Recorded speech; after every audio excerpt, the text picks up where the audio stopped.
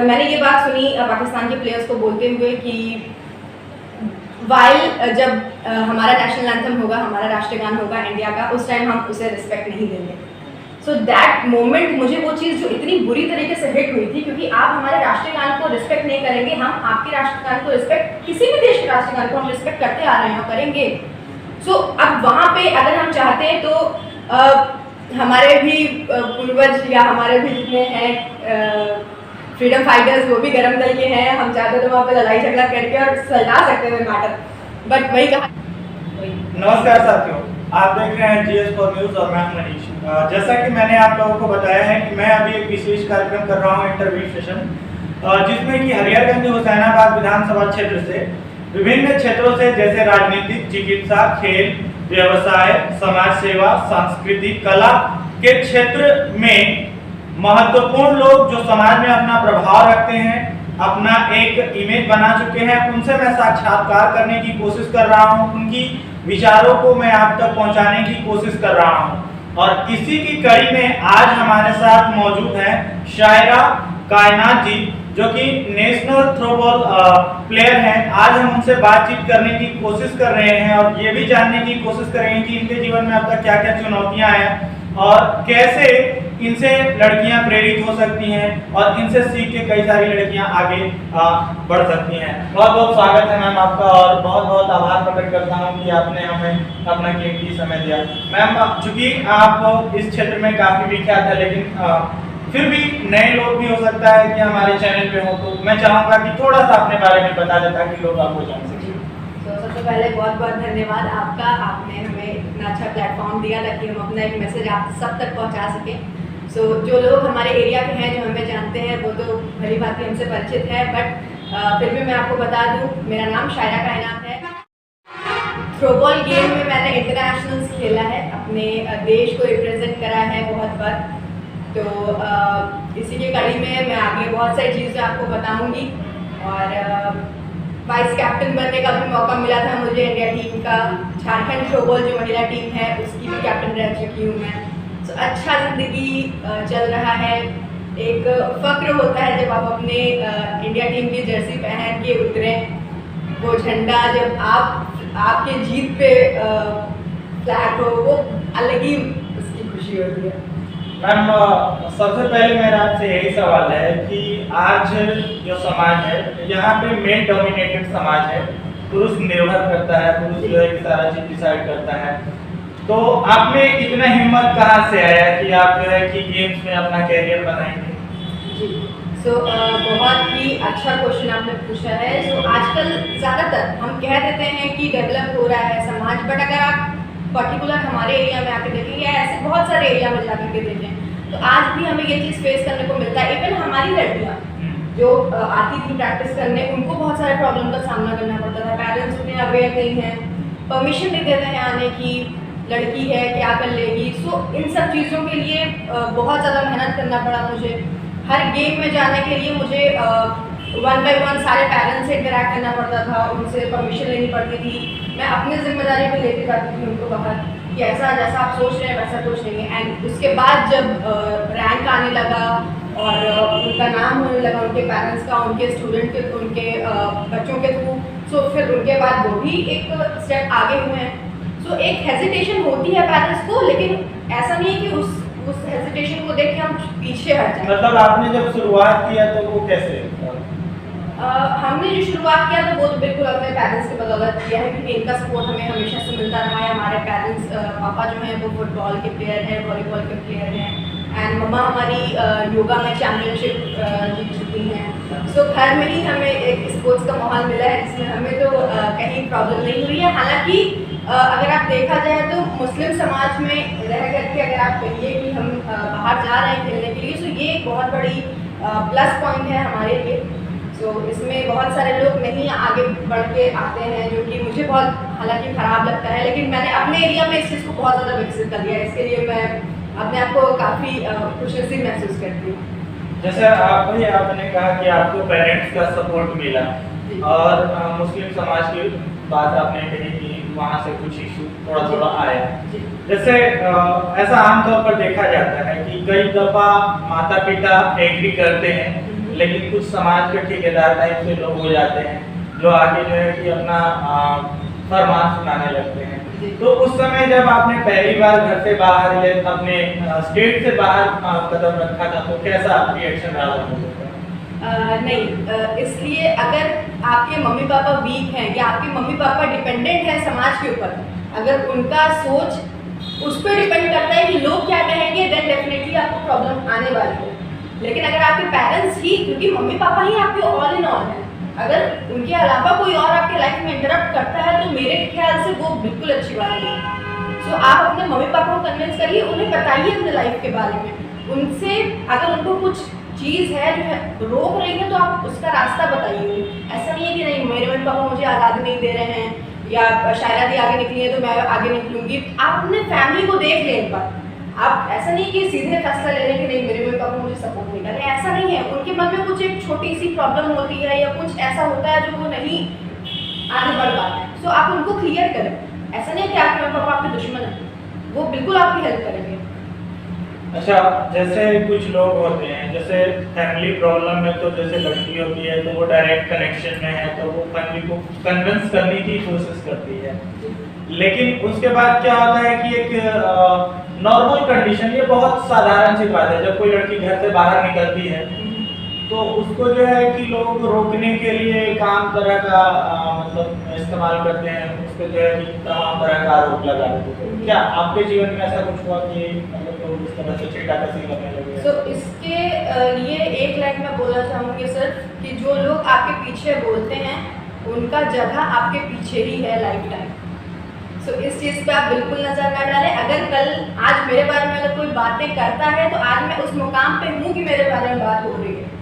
ऐसा देखा जाता है कि लड़कियां जो है कि इस बात को लेकर के काफी नकारात्मक सोचने लगती है और उनका ऊर्जा जो है थोड़ा सा कॉन्फिडेंस लेवल भी गिरने लगता है जब कैरेक्टर पे कोई सवाल उठाने लगता है। और ये भारतीय समाज में आमतौर पर ये लड़कियों को एकदम बिल्कुल आसानी से लोग जो है कि उंगली उठा देते हैं। बिल्कुल। सो अगर ऐसा देखने को आपको मिल रहा है अपने लाइफ में तो सबसे पहली चीज़ तो आपको खुद कॉन्फिडेंस होना पड़ेगा। इतनी कॉन्फिडेंस, इतनी स्ट्रॉन्ग कि आप सामने वाले को एट द टाइम वहाँ पे जवाब दे सकें। इतना बोल्ड होना ज़रूरी है लड़कियों को, वरना बहुत सारे लोग मिलेंगे जो आपको खींचना चाहेंगे, आपको वहाँ पे होल्ड कर देंगे। बट इसके लिए अगर आप अपने लिए स्टैंड कर लीजिएगा तो दुनिया का कोई भी लोग आकर के आपके लिए नहीं खड़ा होगा। आप हैं वो सबसे आप नहीं हैं, ये चीज़ आप हमेशा ख्याल रखें। अच्छा, जब आपने शुरुआत किया कई सारे मेडल्स जीते, तो जब आप फर्स्ट टाइम जीत के आए घर में कैसा माहौल था और लोगों का क्या रिएक्शन था? सो फर्स्ट टाइम जब गोल्ड मेडलिस्ट हुई थी इंडिया टीम, सो उसके बाद मैं रिटर्न आ रही थी रांची एयरपोर्ट के बाद एंड हमारे एरिया वालों ने, मैं ये चीज़ मैं ज़रूर बोलूँगी कि हमारे एरिया वालों ने जितने भी लोग हैं, हमारे जान पहचान के लोकल पब्लिक्स, पापा के जान पहचान वालों ने बहुत ज़्यादा रिस्पेक्ट दिया है, बहुत ज़्यादा हमें प्राउड फील कराया है इन चीज़ों के लिए। जब मैं आई थी मेरा वेलकम जिस तरीके से हुआ था, मुझे लगा था कि सच में मैंने कुछ किया है। एक अलग ही वो था, पूरा रोड जाम एंड बहुत अच्छे तरीके से वेलकम हुआ था हमारा। मैम, जैसे कि आपने अब तक का इतना लंबा सफर तय किया, तो आप थोड़ा बताएं मैम कि अभी तक आपने कौन कौन सा गेम खेला? सो स्टार्टिंग मेरी थ्रोबॉल से ही हुई थी। एक्चुअली मैं स्टार्टिंग में जब मैं क्लास 9th में थी तो उस टाइम गर्ल्स स्कूल में, यहाँ पे गर्ल्स स्कूल है, गर्ल्स हाई स्कूल, वहाँ पे मैं प्रैक्टिस किया करती थी। एंड उसके बाद एक मुझे ट्रायल के लिए कॉल आया कि नेशनल्स के लिए ट्रायल होने वाले हैं। सो उस टाइम तक मुझे बिल्कुल मैं रेडी नहीं थी, कह सकती हूँ मैं ये, बट फिर भी मैं गई, मैंने अपना बेस्ट दिया, वो नागपुर में सिलेक्शन था हमारा एंड उसमें मैं अपने झारखंड टीम के लिए सेलेक्ट हुई। एंड उसके बाद से फिर हमारे नेशनल का करियर स्टार्ट हुआ। बहुत सारे नेशनल्स खेले, आई थिंक अभी तक मेरे 34 नेशनल्स हो चुके होंगे। एंड उसके बाद फिर बेंगलोर में एक दिन इंडिया कैंप का आयोजन हुआ जिसमें मुझे बुलाया गया एंड झारखंड से अकेली एक लड़की मुझे सेलेक्ट किया गया था उस कैंप के लिए। सो वो भी एक खुशी थी मेरे लिए। मैं गई वहाँ पे, 15 दिन का कैंप था, लास्ट में सिलेक्शन हुआ एंड ऑल ओवर इंडिया में नंबर 3 मेरा सिलेक्शन हुआ था उसमें। सो उसके बाद मुझे इंडिया टीम की जर्सी मिली, ट्रैक मिला एंड एक वो इंडिया टीम का कोट जिसे मैंने आज भी संभाल के रखा है। सो इस तरीके से मेरा करियर स्टार्ट हुआ एंड मलेशिया गई थी मैं अपना फर्स्ट इंटरनेशनल खेलने। उसके बाद एशिया कप हुआ, एशिया कप मैंने खेला सिंगापुर में। सो इस तरीके से मेरा करियर चला एंड अभी भी काफ़ी अच्छे बहुत सारे नेशनल्स आने वाले हैं, प्रीमियम लीग आने वाला है हमारा। सो अगर आप मुझसे कनेक्टेड हैं तो ज़रूर इस बार भी हमारी जीत होगी। अच्छा, भारत से बाहर अभी तक आपको कहाँ कहाँ खेलने का मौका मिल चुका है? भारत से बाहर मुझे 2 बार मौका मिला है बाहर खेलने का। एक बार तो मैं मलेशिया ही गई थी एंड दूसरी बार मलेशिया में ही सिंगापुर में गई थी। सो दोनों जगह पे ही एक बार वर्ल्ड कप हुआ था एंड सेकेंड टाइम में एशिया कप हुआ था। सो दोनों में ही मैं पार्टिसिपेट करी थी एंड है बहुत सारी प्रॉब्लम्स हैं जो आती हैं सामने, जो हम टीवी पे देखते हैं ऐसा लगता है कि नहीं, एक हमारी धारणा है जो हम देखते आ रहे हैं इंडिया वर्सेस पाकिस्तान। सो ये सिर्फ क्रिकेट में ही नहीं है, ये हमारे मैच में भी है एंड आई थिंक सारे मैचेस में ये आ जाती है, पता नहीं क्यों। ये बचपन से हमारे बीच ऐसी धारणा हो गई है या मैं क्या कह सकती हूँ इसे, बट फिर भी है ये चीज़ें हैं क्योंकि मैंने ये चीज़ अपने गेम में देखी है जब हमारा मैच हो रहा था इंडिया वर्सेस पाकिस्तान का। सो उसमें क्या हुआ कि एक बात हुई, जब ओपनिंग सेरेमनी होती है उस टाइम पे राष्ट्रगान हो रहा था हमारा एंड मैंने ये बात सुनी पाकिस्तान के प्लेयर्स को बोलते हुए कि वाइल जब हमारा नेशनल एंथम होगा, हमारा राष्ट्रगान होगा इंडिया का, उस टाइम हम उसे रिस्पेक्ट नहीं देंगे। सो दैट मोमेंट मुझे वो चीज़ जो इतनी बुरी तरीके से हिट हुई थी, क्योंकि आप हमारे राष्ट्रगान को रिस्पेक्ट नहीं करेंगे, हम आपके राष्ट्रगान को रिस्पेक्ट, किसी भी देश के राष्ट्रगान को हम रिस्पेक्ट करते आ रहे हैं और करेंगे। सो अब वहाँ पे अगर हम चाहते हैं तो हमारे भी पूर्वज या हमारे भी जितने हैं फ्रीडम फाइटर्स वो भी गरम दल के हैं, हम चाहते तो वहाँ पे लड़ाई झगड़ा करके और सलटा सकते हैं मैटर, बट वही कहा गया है डिसिप्लिन, स्पोर्ट्स पर्सन है तो डिसिप्लिन मेंटेन करना हमारा वो डेकोरम है। सो हम लोगों ने अपना एक डिस्कशन किया, कैप्टन एंड हम वाइस कैप्टन, और किया कि इन्हें हराना है, इतनी बुरी तरह से हराना है कि ये इंडिया का नाम सोते सोते इन्हें सपने में डराना स्टार्ट कर दे। एंड हम लोगों ने उन्हें 15 के अंदर बांध के रख दिया और हम लोग जीते और बहुत अच्छे से सेमीफाइनल जीते। अब तक की कैरियर में आपके जीवन में सबसे यादगार लम्हा कौन सा लगता है कि ये सबसे अच्छा है? यादगार लम्हा मेरे लिए एक ही था जब मेरा इंडिया टीम में सिलेक्शन हुआ था और मुझे जब वो फ्लैग होस्ट करने का मोमेंट मिला था, वो मेरे लिए बहुत यादगार लम्हा है, क्योंकि एक थ्रोबॉल में उस पीक पे आने के बाद जो मुझे पहचान मिली है उसके लिए शायद हर एक इंसान तरसता होगा। सो मेरे लिए बेस्ट मोमेंट मेरी लाइफ का वही रहा।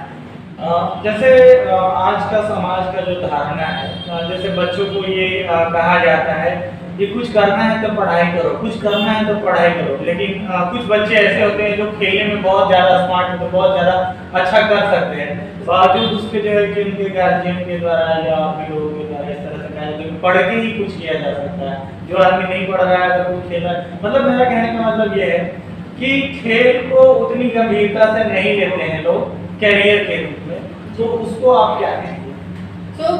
सिर्फ पढ़ाई में ही करियर नहीं होता है। ये आप एक मेरा उदाहरण तो खैर बहुत छोटा होगा, आप सचिन तेंदुलकर जी को ले सकते हैं, महेंद्र सिंह धोनी जी को ले सकते हैं, हमारी गर्ल्स में इतने सारे लोग हैं, दंगल मूवी बन चुकी है गर्ल्स के ऊपर। सो ऐसा नहीं है कि गर्ल्स में स्पोर्ट्स में करियर नहीं है, बहुत अच्छा करियर है। और सिर्फ स्पोर्ट्स में ही नहीं है, आप सिंगिंग में जा सकते हैं, डांसिंग में जा सकते हैं, आर्ट एंड क्राफ्ट में जा सकते हैं, किसमें करियर नहीं है, अब तो आप कुकिंग में भी जा सकते हैं। अगर आप स्पेशली फोकस करते हैं गर्ल्स के ऊपर कि गर्ल्स सिर्फ एक धारणा जो बन चुकी है, तो आप तो कुकिंग लाइन में भी जा सकते हैं। अब उसमें भी आप मास्टर शेफ वगैरह बहुत सारे रियलिटी शोज आ रहे हैं, तो करियर अब कहीं पे भी फाउंडेशन नहीं रह गया जहाँ से मैं देख पाती हूँ अब दुनिया। मेरे लिए ना कभी था ना कभी रहेगा, एंड ये सारी चीज़ अगर है तो सिर्फ मेरे मम्मी पापा की वजह से। अच्छा, जैसे देखा जाता है कि आदमी एक पीक पे पहुंचता है, शिखर पे, जहाँ पे आप पहुंचे हैं, लेकिन उस शिखर पे पहुंचने की कड़ी में आपके सामने कई सारी चुनौतियां आई होंगी, बहुत मुश्किल समय भी आया होगा, कभी कभी ऐसा भी लगता है कि यार अब नहीं छोड़ देते। आपके जीवन में भी ऐसा शायद हुआ होगा मेरे ख्याल से, तो और भी जो स्ट्रगल कर रहे हैं उनके जीवन में भी ऐसा होता है, तो आपको क्या लगता है आपके जीवन में सबसे मुश्किल समय कौन सा था? मुश्किल देखिए, आप कोई सा भी छोटा सा भी रास्ता चुनिएगा तो उसमें मुश्किल मिलेगी आपको, जाहिर सी बात है। लेकिन मेरे लिए मुश्किल आई थी, थोड़ा सा निराशा मुझे हुआ था तब जब हमारी सरकार ने, हमारे एरिया के सरकार ने और राज्य सरकार ने या देश की सरकार ने नहीं ध्यान दिया इस गेम के ऊपर। और बहुत सारे मेरे जैसे प्लेयर हैं थ्रोबॉल के जो अभी लाइमलाइट में नहीं आए हैं और उन बहुत मेहनत करते हैं, हमसे बहुत अच्छे अच्छे प्लेयर्स हैं जो बहुत मेहनत करते हैं, बहुत सारे मेडल्स जीते हैं। सो एक सरकार का है रवैया जो बहुत उदासीन है हमारे लिए, सो उनसे हमें थोड़ा सा प्रॉब्लम होता है और बार बार वही चीज़ मुझे रोकती है। क्योंकि होता क्या है, जब आप एक मिडिल क्लास फैमिली से आए हैं या एक पुअर फैमिली से आए हैं जहाँ पे आप नहीं अफोर्ड कर सकते हैं कहीं आना जाना, तो उस पीरियड में बहुत सारे प्लेयर्स हैं जो थक के पीछे हट जाते हैं। तो इस चीज़ के लिए मैं बस सरकार से विनती यही करना चाहूँगी कि आप ध्यान दें, खेल के ऊपर भी ध्यान दें। बहुत सारे चमकते सितारे आपको मिलेंगे जो आपके देश का नाम रोशन करेंगे। जैसे कुछ खिलाड़ी ऐसे होते हैं बहुत अच्छा करते हैं, बट जीवन में कभी ऐसी परिस्थितियां आ जाती है कि वो ड्रॉप आउट करने का सोचते हैं, तो उनके लिए आप क्या कहेंगे? उनके लिए हम यही कहेंगे कि अगर आप डर के पीछे हट रहे हैं या किसी प्रॉब्लम से अगर आप पीछे हट रहे हैं तो फिर वो आपकी गलती है। आप डटे रहिए। 1 साल में आपको सफलता नहीं मिल रही है, 2 साल में मिलेगी, 3 साल में मिलेगी। आपका करियर तो खत्म नहीं हो रहा है। आप जूनियर खेल सकते हैं, फिर सीनियर खेल सकते हैं, सीनियर में तो आप खेलते ही रह सकते हैं। सो डरिए मत, हौसला मत हारिए अपना, क्योंकि हम स्पोर्ट्स पर्सन का सबसे बड़ा अगर कोई प्लस पॉइंट है तो वो है कि हम हिम्मत नहीं हारते हैं। हम लड़ते रहते हैं, मरते दम तक, आखिरी एक पॉइंट तक हम लड़ते रहते हैं। तो बीच के रास्ते में आपको नहीं हारना है, अपना हिम्मत तोड़ना है। मैम, मेरा आपसे शायद ये आखिरी सवाल होगा। जैसे समाज में ये जो धारणा है लड़कियों को लेकर के, घर से जब बाहर निकलती हैं तो तमाम तरह की जो है कि उन पे शक की जाती है, तमाम तरह के सवाल किए जाते हैं। तो ऐसे में जो लड़कियां स्टार्ट करती हैं, खास करके लड़कियों की बात मैं कर रहा हूँ या फिर लड़कों को भी इसमें इंक्लूड कर लेते हैं, जब स्पोर्ट्स में कैरियर बनाने की कोशिश करते हैं, स्टार्ट करते हैं, स्ट्रगल कर रहे होते हैं, उस वक्त कुछ गार्जियन जो है कि कुछ क्या मैक्सिमम गार्जियन जो है कि बच्चों को कोऑपरेट नहीं कर पाते हैं इस डर से कि भाई इसमें तुम्हारा कैरियर नहीं है। तो वैसे माता पिता को आप क्या संदेश देंगे कि क्या कैसे उसको मैनेज किया जा सकता है? उनको मैं एक ही चीज़ कहना चाहूँगी कि आप ये भेदभाव हटा दें कि ये लड़का है, ये लड़की है। लड़का लड़की सिर्फ एक शरीर की बनावट है। लड़का है, उनकी बनावट अलग है, लड़की है, उनकी बनावट अलग है। मेहनत दोनों की सेम होती है, लगन दोनों की सेम होती है। इंसान है, सारे इंसान हैं। अब तो हमारा थर्ड जेंडर भी आ चुका है, अच्छा उनको भी मिल चुका है जगह, हमारे समाज में मिलना भी चाहिए। सो आप ये नैरो माइंडेड सोच ना रखें। वो भी आपके बच्चे हैं, दोनों ही आपके बच्चे हैं, लड़का हो चाहे लड़की हो। तो आप उनको मौका दें। और मैं इस चीज़ पे बेट लगा सकती हूँ कि लड़कियाँ काफ़ी अच्छा कर सकती हैं, बस उन्हें एक सपोर्ट चाहिए होता है अपने मम्मी पापा का। चलिए, बहुत बहुत आभार मैम कि आपने अपना समय दिया। तो इसी तरीके के आमजन के मुद्दों को देखने के लिए बने रहें GS4 न्यूज़ के साथ, और मिलते हैं अगली कड़ी में एक नए मेहमान के साथ। तब तक के लिए नमस्कार।